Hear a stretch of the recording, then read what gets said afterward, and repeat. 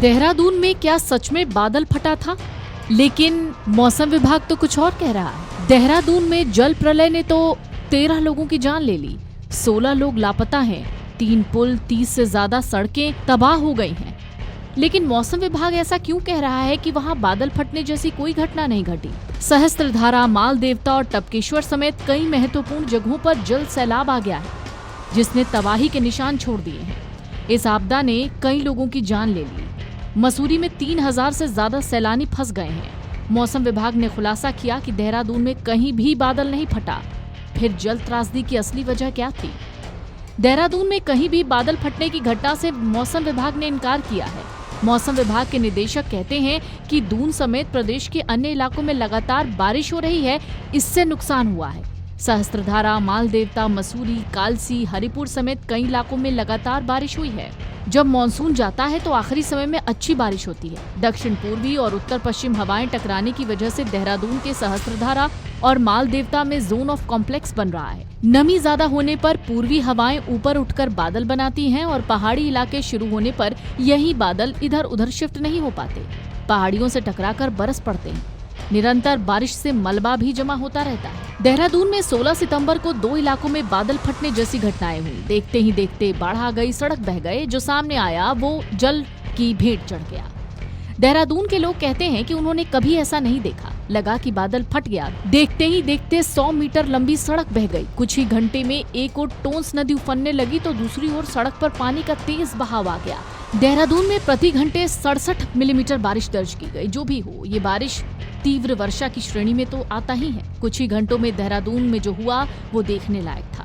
अब तक तो यही माना जा रहा था कि बादल फटने जैसी घटनाएं हाई एल्टीट्यूड या ऊंचे पहाड़ी इलाकों पर ही होती हैं। इस मानसूनी मौसम में कश्मीर से लेकर हिमाचल प्रदेश और उत्तराखंड तक कई जगह बादल फटे और तबाही आ गई। लेकिन अब तो ऐसा लग रहा है कि बादल फटने जैसी घटनाएं प्लेन्स में भी हो सकती है। देहरादून का अधिकांश हिस्सा मैदानी है, लेकिन इसके चारों ओर पहाड़ी क्षेत्र है। सहस्त्रधारा, मालदेवता और टोंस नदी के पास के इलाके पूरी तरह पहाड़ी हैं। यहाँ की ढलान और जल निकासी की व्यवस्था ऐसी है कि भारी बारिश के दौरान पानी तेजी से नीचे आता है, जिससे बाढ़ जैसे हालात पैदा हो जाते हैं। देहरादून की ऊंचाई समुद्र तल से लगभग 640 मीटर है। इसे मुख्य रूप से मैदानी इलाका माना जाता है। हाँ, इसके चारों ओर पहाड़ियां और ढलानें जरूर हैं। ये पहाड़ियों से चारों ओर घिरा हुआ है, उनके बीच एक कटोरी जैसा लगता है।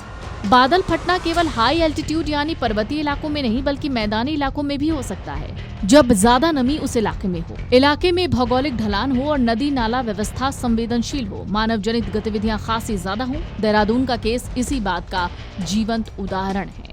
16 सितंबर की रात को देहरादून के सहस्त्रधारा और कार्लीघाट क्षेत्रों में बादल फटने से तेज बारिश और मलबे के साथ बाढ़ आ गई। इससे कई दुकानें बह गई, कई लोग लापता हो गए। मौसम विभाग के मुताबिक इस दौरान भारी बारिश के कारण नदी नाले उफान पर थे, जिससे अचानक बाढ़ की स्थिति बन गई। भारी नुकसान हुआ।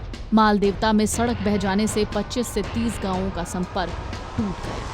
देहरादून में बादल फटने की घटनाएं अब तक दुर्लभ रही हैं, लेकिन हाल की घटनाओं ने ये साबित कर दिया कि जलवायु परिवर्तन और मौसम में बदलाव के कारण ऐसी घटनाओं की आशंका बढ़ सकती है। Video desk, अमरउजाला.com।